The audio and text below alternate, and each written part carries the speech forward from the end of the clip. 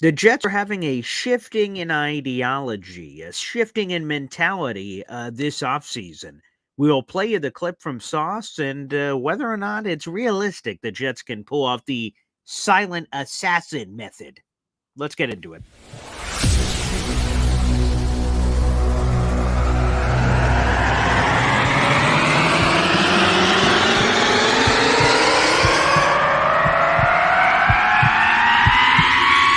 Zoinks! It is unequivocally the Super Bowl for New York Jet fans. Field Yates, baby. Field Gosh Darn Yates. Let's bring him on the show. Come on, people. Connor Rogers is joining the show. What's up, Connor? But Trevor Gosh Darn Sycamore, baby, for me, personally, my favorite New York Jet of all time. Wow, it's great to be on. What an intro that was right there. Paul, nobody does an intro like you, man. Paul, you give the best intro of literally any podcast that I've ever been. I'm gonna lose my gosh darn bananas.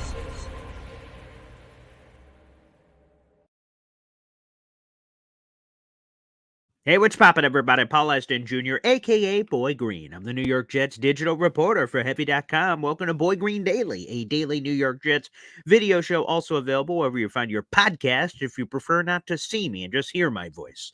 I bet a lot of people in my life would prefer that option if that was available. But that's neither here nor there. Welcome to the program, everybody. And let's get into it. Let's play the clip. Sauce Gardner, New York Jets cornerback, joined the Stephen A. Smith show. And at the end of the program, Sauce explained the new mentality the New York Jets are going to be adopting this offseason, which sounds great on paper, but not sure if it's realistic. Let's get into it right now. Here is this from the Stephen A. Smith show, Sauce Gardner. Let's roll. We reflect back on the New York Jets, the kind of season that y'all had, tarnished by the injury to Aaron Rodgers. Obviously, he's expected to be back and ready to go. What's the mentality of the team? I know the season just ended for y'all and what have you a few weeks ago, but nevertheless, I imagine that the excitement at some point is going to stir back up because you're expecting Aaron Rodgers to be back next season. What's y'all mindset? What are the kind of conversations y'all have had with one another about what y'all are expecting to do next season? And we got to stay humble, stay down, all the extra social media stuff. We got to leave that in 20.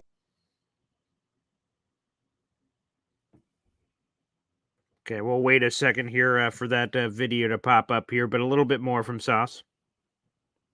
Let's see if we could get this. Technical difficulties, folks. We got to leave that in 2023. You know what I mean? Because just that fast, it can all be taken away from you. So we got to be some silent assassins. We got to be those underdogs, the guys that come out of nowhere. You know what I mean? We ain't gonna be doing too much talking this year.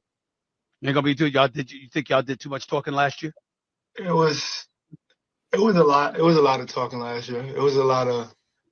Because it was a lot of attention, it was a lot of media, it was hard knocks, it was a lot going on. So then you gotta think when Aaron come, it's automatically gonna ramp up a little bit, So you gotta make sure we humble. I know me, I'm always taking the humble route, but we gotta make sure we all on the same page. And yeah. All right, there you go. That is Sauce Gardner joining us for that Boy Green Daily Bite, and here it is. Of course, there was hype last year. Aaron Rodgers gets traded for. I'm screaming from the friggin' rooftop. So we're going to the Super Bowl, baby. There's Hard Knocks. The One Jets Drive series, which was basically competing with Hard Knocks because Hard Knocks typically is every Tuesday night. So One Jets Drive said, we'll have an episode every Monday night. And it was television. It was phenomenal. And I'll be honest, I was on the front of the train as far as it pertains to screaming from the rooftops. But so on paper, that makes sense, right? And Sauce even admitted that at his, a baggy day, end of season presser, that maybe we as the Jets got a little too much hubbub. We're talking too much, without going on the field and executing. Then, of course, Aaron Rodgers gets injured, which obviously that's the dark cloud on the universe that is a major factor in any of these conversations. But I don't think it's going to be possible to as Matthias says here, just do your job. I don't think, or damn job, as Jared B says, welcome to the show. I just don't think it's going to be that easy because the Jets have Aaron Rodgers at quarterback. by virtue, it's impossible to be silent assassins. It's impossible to, as he said, use terms like underdog, fly under the radar. None of those things will be possible. That's the blunt truth.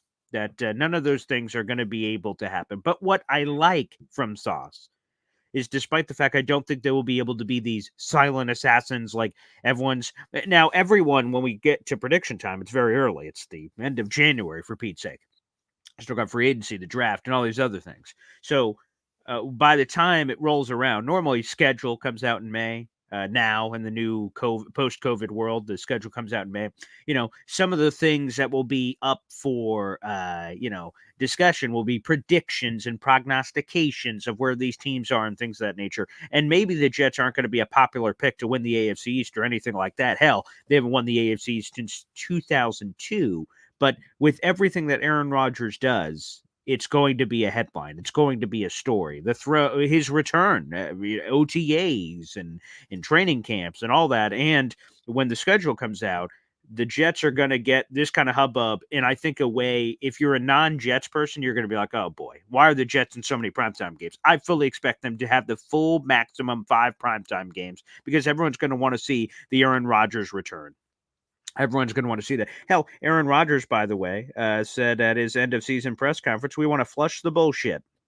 That's what Aaron Rodgers said. He'd like to do that, so it seems like there was a message either from Robert Saleh or a couple of the players got together about this flush the BS, silent assassins, that sort of thing. Like, hey, guys, let's try to operate in a different light coming up here in 2024. So, again, from that perspective, I'm all about it. I get that the Jets are going to try to say, okay, we were talking a lot of crap last year, and then we folded like a cheap tent, and they were 7-10, missed the playoffs for a 13 straight year. Maybe we should talk until there's things to talk about. And that's a mentality. I just think it will be an impossible mentality to hold because you have Aaron Rodgers at quarterback. But I love the mentality. I love the ideology that we're going to try to do this. I'm going to be honest, I didn't mind the hype. I didn't mind the hubbub. You know what? I loved when Rex Ryan came through the door. I thought that Rex Ryan was exactly what the New York Jets needed at that particular point of time. We're coming off Eric Mangini, talking about every press conference is him just mumbling and bumbling, this Bill Belichick copycat. And Mangini did a lot of great things. I'm not just trying to crap on Mangini, but with how things went, and the 8-3 start and the collapse in the Brett Favre year in 2008 and everything, we just needed a change, and we got it. And Rex Ryan coming in here saying, we're not kissing Belichick's rings. Like, the fans needed that injection of life. Of course, the Jets had been on a really good run, 98 AFC title game, a couple of playoff appearances over the next 8-9 years, all groovy. Or even 10 years. You go to the Brett Favre 8-3 start and all that stuff. So there was a nice little 10-year run there for the Jets of mostly good. But the fact of the matter is, in that moment in time in 2009, the Jets needed a Rex Ryan to rev up the fan base, rev up the team, and all of a sudden, AFC championship games back-to-back years and all that juice is what we needed. Now there's been this long lull of nothingness that hasn't happened. So I was all for it last year, quite frankly, of Aaron Rodgers coming in and saying that Super Bowl trophy looks lonely over there. I loved it. And it's a good injection of putting all that together. So to me, all of that was incredibly exciting. They will try to fly under the radar this year, but there's going to be some big moves that the Jets are just quite frankly going to have to make. That's going to stir some headlines, and that is finding a number 2 pass catcher, whether that comes at wide receiver, whether that comes at tight end, whatever that happens, that's going to claim some headlines, and maybe less so from a ESPN Sports Center top headline standpoint, the offensive line of reconstructing that and putting that fortress around Aaron Rodgers and giving yourself the best opportunity to do so. So the Jets will be adopting this silent assassin mentality and trying to work in those waters, but it will be difficult with Aaron Rodgers. It will be difficult with the New York Jets. They're on every show, and that's cool for us because that's more content for us to absorb. I hope we do get still some juice because last year was pretty cool. I loved being at the Hall of Fame with Jake Asman, Matt O'Leary for the Hall of Fame ceremonies and all the hype and hubbub that was around that, doing random JETS chants in the parking lots and at the restaurants and things. That's awesome.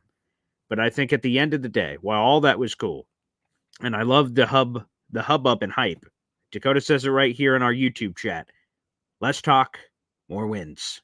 This is a results-oriented business. The Jets have had one winning season since those AFC title runs. That was 2015, and that was a Debbie Downer in its own right because the Jets should have, could have, would have made the playoffs, but they did not.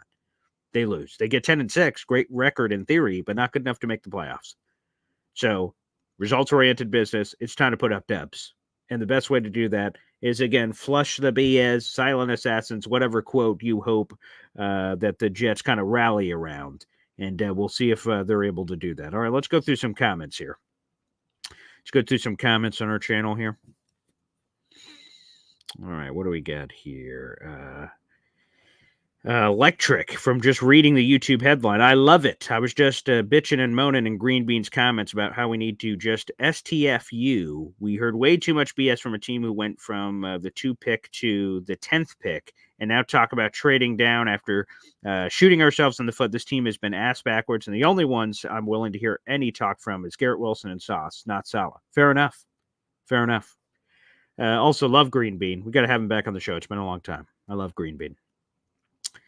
But they do need to fix the holes on the roster. I think there are several. Backup quarterback, wide receiver 2. I think you need another tight end. I'd like another RB2. And these aren't in power rankings of need or order, but, you know, those are all in the conversation. Certainly, interior defensive line depth, safety questions. You have 3 safeties hitting the open market, so you got a couple of nitpicking that's probably happening at safety.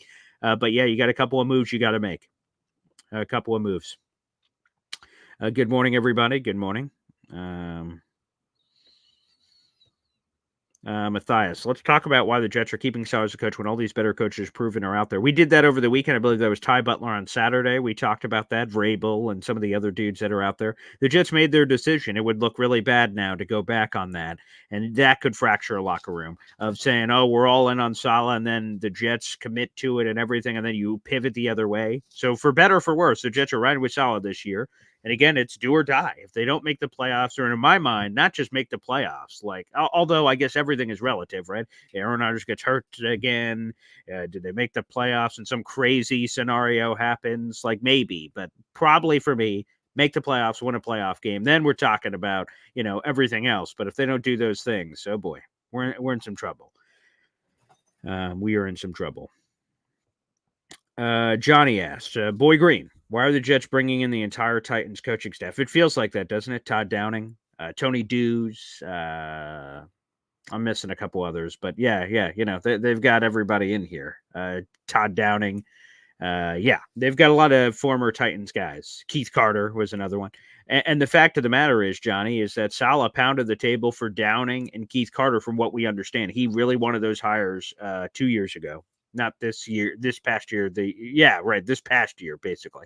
And they wanted him in here. And then Tony Dews is widely respected. So the good news is that for the most part, in the Tony Dews section, in the Tony Dews section, he has been widely regarded, has been with the Tennessee Titans since 2018, tight ends coach and running backs coach.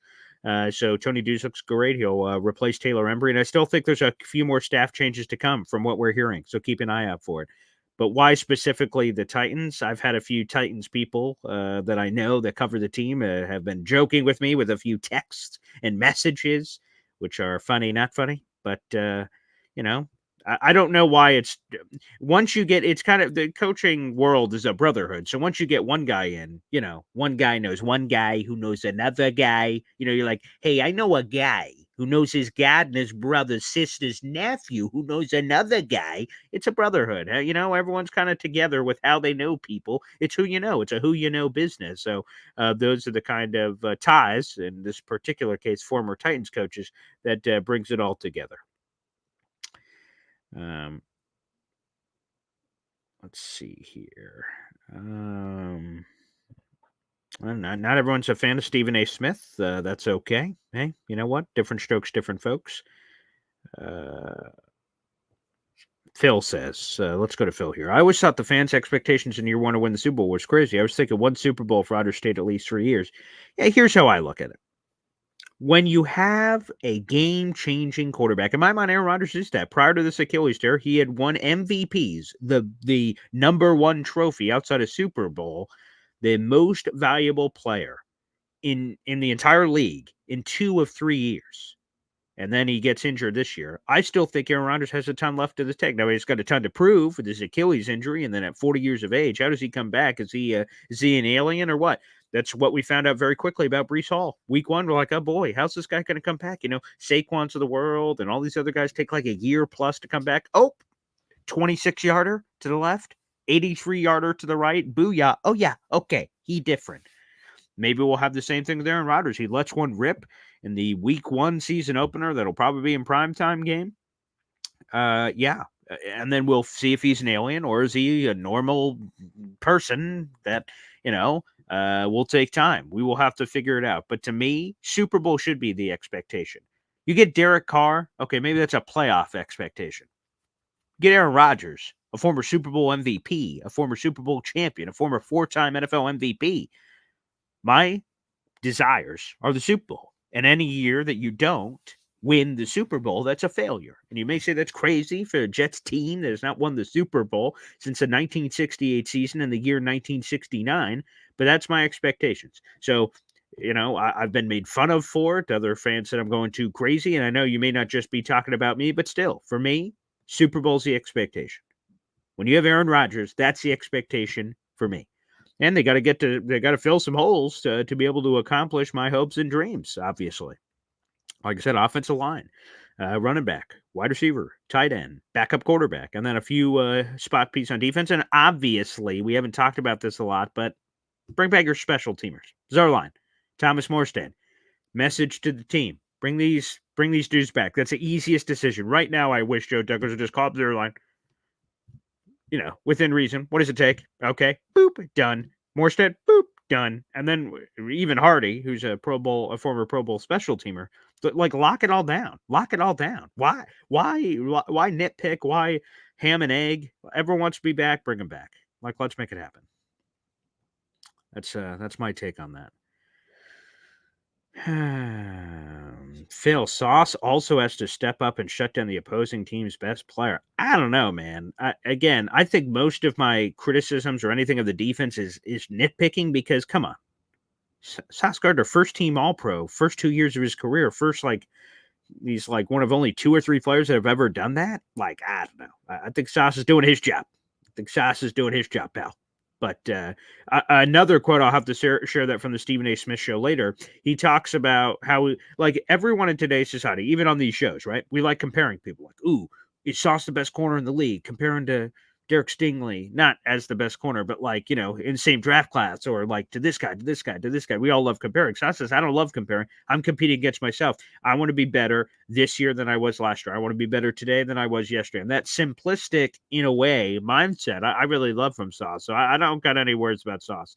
I think if you had a worry, I think Sauce shut all that down because you had first year defensive rookie of the year, first team All-Pro, and they were like, oh, okay, now let's see how he does in year 2. And he just hit repeat on it. Now, I get it. The takeaways, he really wants to increase those. And, of course, he has to take advantage. He had a couple of ops. I was there for the Cowboys game in Dallas. He had a pick 6, dropped it right in the midst. And he's had a couple this year where he's got a deflection, but he should have had a pick. So, yeah, from that standpoint, sure, we need a little bit more juice. But overall, I am all about what I've seen so far from Saucy. Matthias says, wake up. We've done nothing yet, but you never know about the jabber here. I don't care, man. I don't care. I am totally cool talking trash, like to Bills fans, which has somehow become a thing. We forget. I don't know if we forget, but the Bills didn't go to the playoffs. We're talking about not going to the playoffs in 13 years. We're like, geez, this is forever. The Bills just experienced prior to this little Josh Allen run. I think if I have the year right, I haven't double checked this, but they've talked about 17 years of no playoffs is what they had. Jesus. I mean, we're complaining about 13, which we're currently in, but 17? Almost 2 decades? Good night. So, I mean, they've had what they've had. But you know what? The Jets have been to 3 AFC championship games since 98. Not bad. Not bad. So we've done nothing in the current state and run of the dark abyss. But to be honest, I'm all fine talking trash, baby. We don't have to be like, nuns walking in the street saying, God blesses you. God blesses everyone. No, hell no. Talk your talk, baby. Talk your talk. I'm all about it. Greg says, get Fuaga and Ridley. Let's start winning. Yeah, both of those guys would be very intriguing. We'll see. It seems like, again, we have a Senior Bowl, by the way. I want to throw this out there. Dom C on Thursday, live from the Senior Bowl. And I think we should have one more guest live from the Senior Bowl. TBD on that one, but we have at least Dom C on Thursday. I'll be sending out a mailbag if you guys have questions for Senior Bowl prospects live while he's down there. We're doing that Thursday morning at 7:30. And we have Russ Brown. I'm going to try to see if I can connect with him live down there at the Senior Bowl as well. And I reached out to a couple other people that are live down there at the Senior Bowl. Fuaga, it seems like opinions are this. I think it was Brandon Thorne, the offensive line guru. He had Fuaga as a second-round pick. So people are kind of all over the place on him. And then Ridley, yeah, we have the video up. He'd be intriguing to me.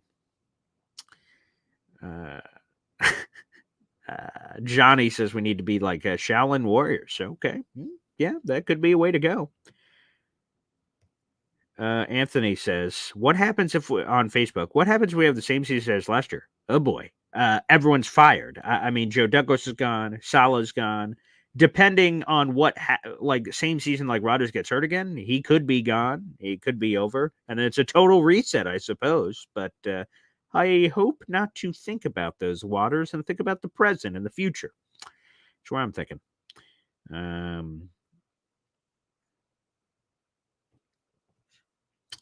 Let's go JR Jet. Let's go with a few more here before we wrap up. I don't think I'll have to adjust this a little. I don't think it was entirely the players' fault that the attention was on them to put up or shut up, because the media constantly did everything they could to get the sound bites that would draw attention. Yeah, and so there was a lot of preconceived ways. Again, Hard Knocks and playing for the New York Jets. There's a lot of reasons why innately they were getting media attention. I think Sauce may have been pointing at some of the players that, for instance, Hard Knocks. I know that some players haven't named names, but they said some people kind of faked it on Hard Knocks and were not really who they actually were, but they were playing up for the cameras. And when cameras are on you in that way, that they souped it up a little bit. I don't know. To me, I feel like cameras are around the players all the time. One Jets drive is constantly rolling. Like, players should be used to cameras being on them. So, I again, that's why I didn't think Hard Knocks was a big deal last year. I thought it was cool, something more content for us content creators and more content for the fans. So I was more so dancing in those waters personally. But, I mean, different strokes, I guess. But, yeah, let's see. Let's go with any final comments here. Absolutely. And Phil says it's just so hard to win a Super Bowl, and even takes a bit of luck with ball bouncing right way and staying healthy. 1,000%. And that's why I think, like, the Lions, oh boy, we'll see if they ever get back. I think they're a really fun team, but, it's how everything lines up. You have to play the right opponents. You have to have the right injury luck on your own side, the wrong injury luck on the other side, ball bouncing the right way. It's an oblong-shaped ball, bounced all over the place. So, yeah, it is hard to win a Super Bowl. That's why I enjoy doing this. I'm doing this for the Super Bowl. Not that I get a ring, although I do have a replica Super Bowl III ring behind me, which is very nice. But as fans, I mean, we invest in this team. And to me, the reason why we invest is to win the Super Bowl and celebrate and enjoy it all. So I think that's a big thing for me. That's what we chase. Let's see. Let me finish off any comments here. I'm trying to scroll through, see if I'm missing anybody. Yeah, you bet, Anthony. You're welcome. Yeah, always keep the questions coming. We appreciate that. Again, Dom C on 7:30 on Thursday. 7:30. It'll be Boy Green Daily. It'll be a Boy Green Daily show, and I will send out a mailbag here shortly so you guys can submit any Senior Bowl questions you may have. Dom C, our normal Mock Draft Monday guy. He is live down there at the Senior Bowl. I got a couple of friends down there at the Senior Bowl that we will try to check in with to give you guys the full content. Jeff Ulbrich, of course, is the head coach of the national team. And then you also have an assistant coach as well. Willingham, I believe, is the young man's name. He's coaching like the linebackers and edge, I think, for the national team. So very nice. So we'll have that as well. All right. And we'll get to the rest of any other comments later. Thanks, everybody, for joining in. We'll be back live today at 3 o'clock. We have Woody Boy Green meets Woody, excuse me. We'll be talking about the offensive tackles. We'll be talking about assessing the offensive tackles on the Jets roster. We'll also look ahead to free agency and divulge what potential targets we could have from that perspective. So I'm very much looking forward to that conversation. So, guys, we'll see you back live at 3 o'clock. Hopefully you guys enjoyed the show. Make sure you guys like the video. Hit subscribe down below on YouTube. We surpassed 6,000 subs over the weekend, so really appreciate all the support, guys. And hey, the next goal, baby, is 7,000. So keep it rolling, baby, and make sure you show your support for this friggin' channel if you guys do enjoy it. Really appreciate it. Thanks, everybody, and we'll see you later today on Boy Green Meets Woody at 3 o'clock. See you there. Take care.